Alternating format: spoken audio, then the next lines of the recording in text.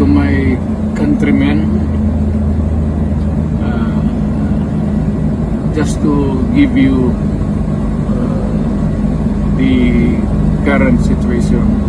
Hello guys, what's up? Once again, Palaboy OFW here. So for today's vlog mga idol, panoorin natin yung video kung saan parating na si former President Rodrigo Duterte sa the Netherlands, mga idol, sa The Hague. So panoorin natin to mga lods at bigyan natin ng reaction. Ito yung video na to. To my countrymen, just to give you the current situation.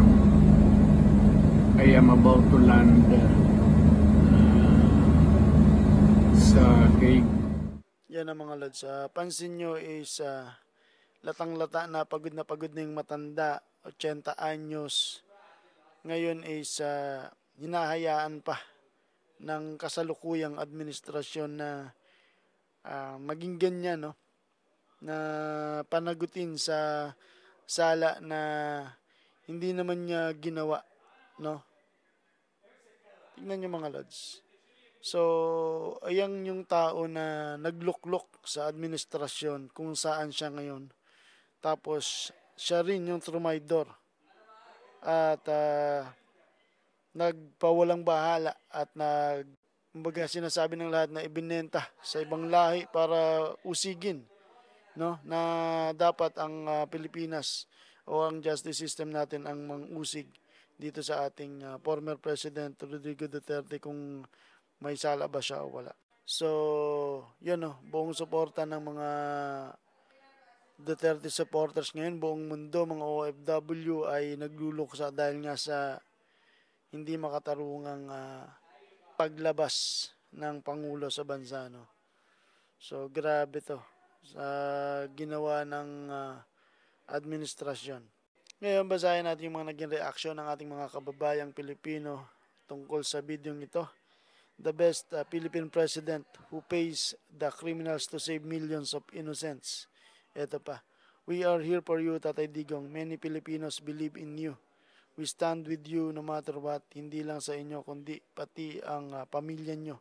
Makakaasa kayo sa suporta namin. Ayan. My salute to you, Tatay Digong. You are always in our prayers. We love you. Alright, ayun yung mga mensahe ng ating mga kababayan. Sa kasalukuyan na nasa Hague na si Tatay Digong sa the Netherlands. At tignan natin yung mga susunod na mangyayari.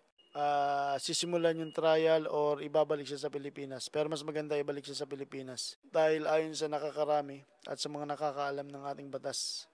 At tayo ay nagsusubaybay na wala sa proseso ang ginawa nila kay Tatay Digong, mga kapatid.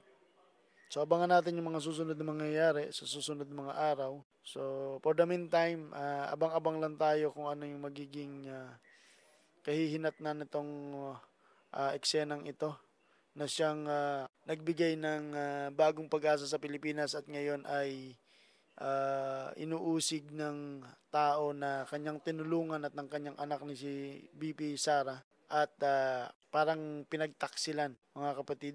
So, huwag tayong pumayag na ganun-ganun na lang dahil na tayo yung nagluklok dito sa bagong administrasyon tapos siya ang magpapabagsak sa taong tumulong sa kanya. So, yun lang mga kapatid. Palaboy OFW here. Kasama natin si Rapi Sam Still and Brian Pantanar, mga kapatid. Mabuhay!